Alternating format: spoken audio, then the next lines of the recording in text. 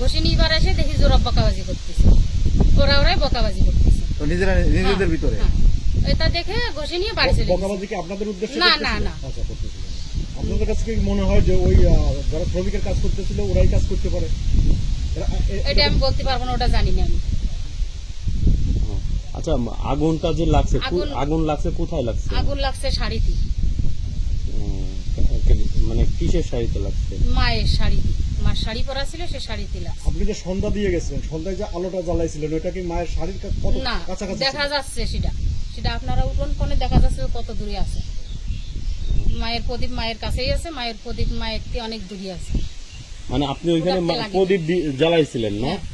প্রদীপ জ্বালাই তারপরে এই কাপড়ে আগুন কিভাবে ধরতে পারে এটা আপনার কাছে কি মনে না হয়? আমার কিভাবে আমার মনে হয় কেউ লাগাইছে, তা যে ওই লাগায়, কিন্তু আমার প্রদীপ লাগেনি।